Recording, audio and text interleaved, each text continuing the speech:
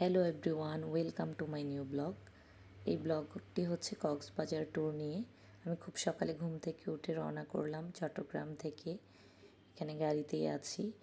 খুব ফাস্ট পৌঁছে গিয়েছি, মাত্র 3.5 ঘন্টা আমি কক্সবাজার পৌঁছে গেলাম। পৌঁছে গিয়ে একটুখানি রেস্ট করলাম। রেস্ট করে ঘুম থেকে উঠে দেখি সন্ধ্যা হয়ে গেছে। এরপরে বের হয়ে গেলাম সুগন্ধা বিচের দিকে। বিচের পাশে ছোট ছোট মার্কেট আছে, ওগুলোতে ঘুরলাম। ওইখানে টুপি দেখছিলাম, কারণ কক্সবাজার গেলে আমাদের সব সময়কার একটা হচ্ছে একটা টুপি নেওয়া। এখানে আমি জুয়েলারির দোকানে ঢুকলাম। সব শেষ করে বিচের দিকে গেলাম। রাতের অন্ধকারে বিচটা খুবই ভালো লাগতেছিল, ঠান্ডা বাতাস, প্রচুর পরিমাণের মানুষজন, আনাগোনা, খুবই ভালো লাগছিল। সব শেষ করে একেবারে ক্লান্তি মনে হোটেলে ফিরে আসলাম। এসে খাওয়ার জন্য ওয়েট করলাম। খুবই টায়ার্ড ছিলাম, সেদিন অনেক জার্নি হয়েছিল। পরের দিন সকালে খুব ভোরবেলা ঘুম থেকে উঠেছি, উঠে রেডি হলাম, বিচে যাব, কারণ সকালবেলার বিচের সৌন্দর্যটাই অন্যরকম। ওইখান থেকে বিচ দেখা যাচ্ছিল, তাই দেখছিলাম। পরে দুপুর টাইমে আবার খেয়ে দিয়ে দুপুর করে বের হয়ে গেছি। ভাবলাম ট্যুরে আসছি, কিন্তু ট্যুরে এসে ঘুমালে তো লাভ নেই, ঘুরতে আসছি, সো ঘুরবো। এখানে আমি রেস্টুরেন্ট থেকে বের হচ্ছি, বের হয়ে ইনানি বিচের দিকে যাব, এজন্য বের হয়ে পড়লাম।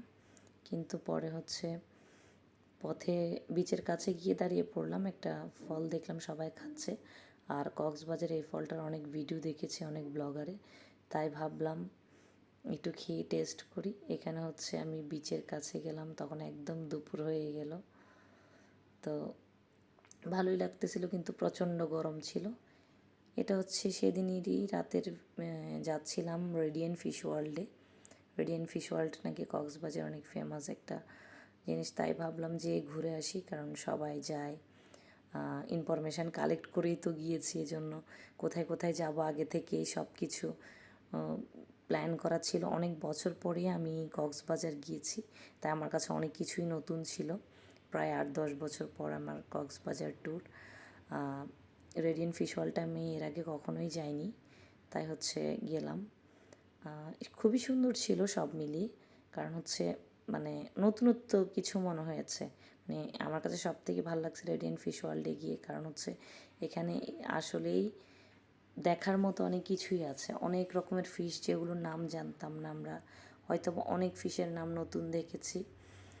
যাদের বাচ্চা আছে আমি মনে করি তাদের অবশ্যই কক্সবাজার ট্যুরের রেডিয়েন্ট ফিশ ওয়ার্ল্ডটা মিস করা উচিত না। বাচ্চারা খুবই এনজয় করে। আমার নিজেরই অনেক ভালো লেগেছে রেডিয়েন্ট ফিশ ওয়ার্ল্ডে গিয়ে। সো আপনারা যারা কক্সবাজার যাবেন অবশ্যই বাচ্চা কাচ্চা নিয়ে রেডিয়েন্ট